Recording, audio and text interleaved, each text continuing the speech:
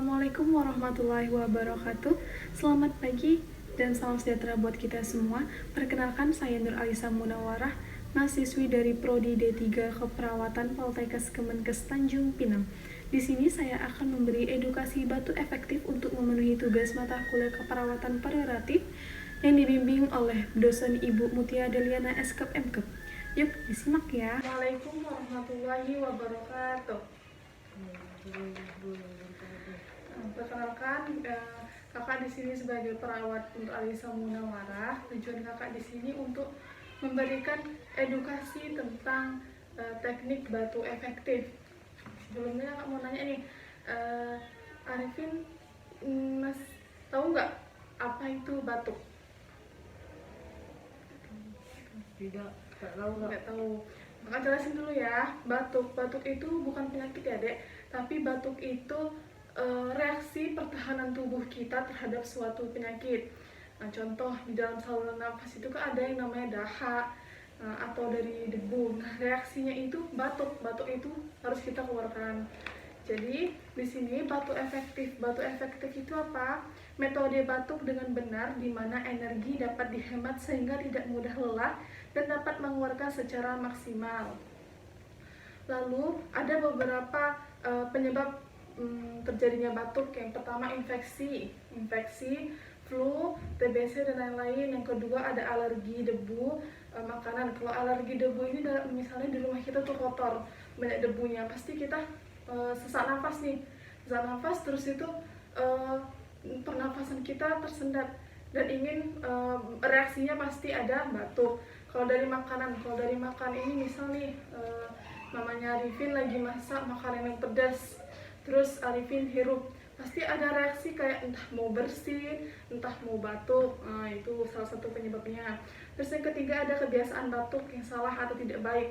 Di antaranya batuk tidak menutup mulut.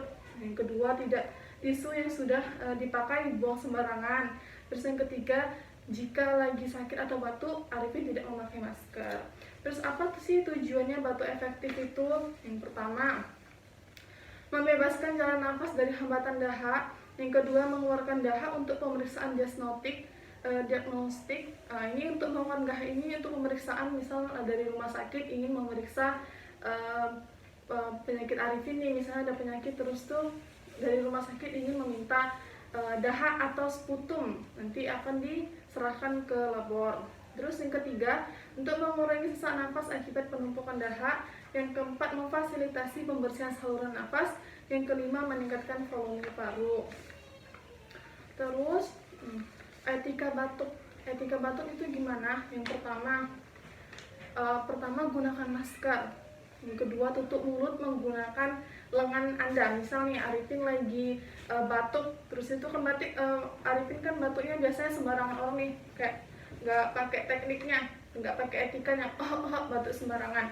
Itu tidak boleh, harus menggunakan lengan Anda dengan Arifin atau menggunakan tisu. Contoh nih tisu kan, ini dilipat, habis itu batuk, habis digunakan setelah batuk jangan buang sembarangan, buang di tong sampah. Lalu buang tisu yang sudah dipakai dan mencuci tangan 6 langkah. Apakah sampai sini Arifin kurang jelas? Apa yang ada yang ditanyakan? Ini Kak, jika tidak ada air mengalir atau sabun, kita ingin mencuci tangan bagaimana Kak? Bagus ya pertanyaannya. Kita bisa menggunakan gel atau zaman sekarang yang kita kenal dengan hand sanitizer. Itu kita bisa menggunakan di kapanpun dan dimanapun. Jadi nggak harus air mengalir ya. Terus ada yang ingin ditanyakan lagi? Bagaimana dengan etika batuk yang salah? Bagus. Yang pertama itu kita tidak menutup mulut ketika batuk, udah dijelasin tadi. Yang kedua, jika membuang tisu yang telah dipakai dibuang sembarangan, itu tidak boleh ya, meludah sembarangan tempat. Terus jika seseorang lagi sakit, misalnya Arifin tidak memakai masker, itu salah, harus memakai masker ya kalau lagi sakit. Nah, etika batuk yang salah itu kita harus hindari. Terus kakak ada nih teknik batu efektif. Kita akan Arifin harus tahu nih batu efektif biar ada Arifin atau secretnya Arifin itu di tenggorokan bisa keluar dengan baik dan maksimal. Sebelumnya siapin dulu tisu, ada tisu, sapu tangan, gelas yang berisi air hangat, wadah tertutup atau sputum untuk penampungan dahak. Terus ada yang namanya teknik batu efektif. Yang pertama, tarik nafas dalam 4-5 kali. Yang kedua, pada tarikan nafas yang terakhir, nafas ditahan selama 1-2 detik. Yang ketiga, angkat bahu dan dada dilonggarkan serta batukkan dengan kuat dan spontan. Yang keempat, keluarkan dahak dengan bunyi ha-ha atau hu-hu.